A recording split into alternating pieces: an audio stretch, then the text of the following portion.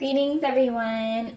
Today I have a special video for you. Today we're going to talk about features that make you unique in comparison to most people or the average.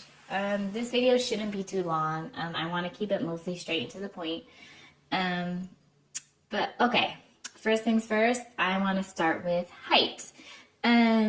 This is, so like, for example, my height, I'm 5'11", so I'm above average height, which means for me,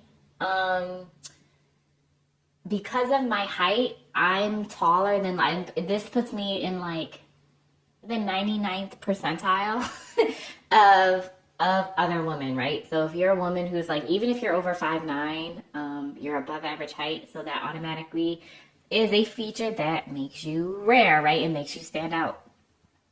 I personally love height in women because whenever you walk in a room, on top of your beauty, it like you have a commanding presence, right? People already break their necks to look at you if you're beautiful. If you're beautiful and you're above average height, that's like double, right? Everybody's gonna break their necks to look at you, right? So that's one main one. So for my supermodel girlies, right? Yeah, so height.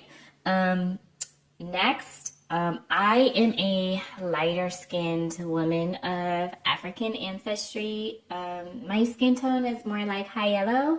So I am often perceived as mixed race or not being fully black, especially by other women in Blackistan or by certain unambiguous dark-skinned monoracial black women.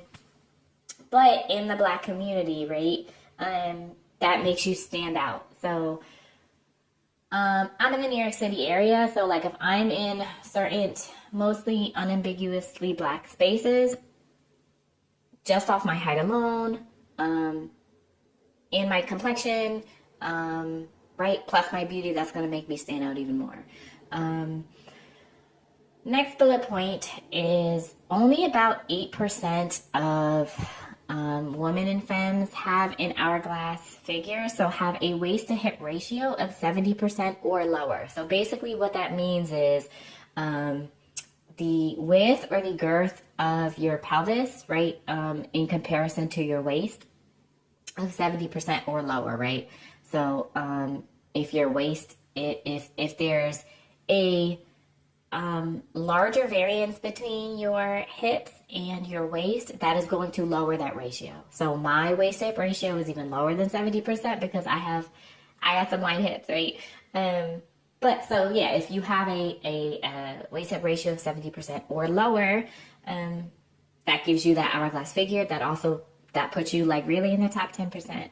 Then my next bullet point I have on here is dress size.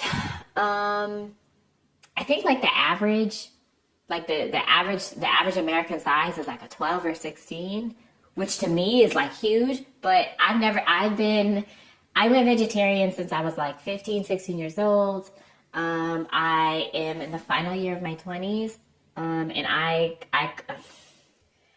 I could never imagine being that size, but I'm like a size 4, or I'm like a medium because my hips and booty are like a medium, but the rest of my body is a small. So again, if you're under a size 8, you're considered already above average, right? Eye color, that's another one. If you have any eye color other than brown, 70 to 80% of the world's population has brown as an eye color, right? So if you have any variation of that, that already puts you in a minority. Hazel, gray, green, blue.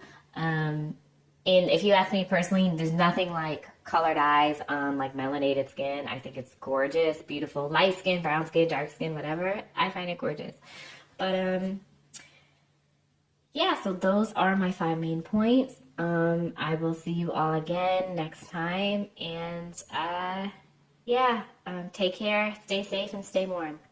All right, toodles.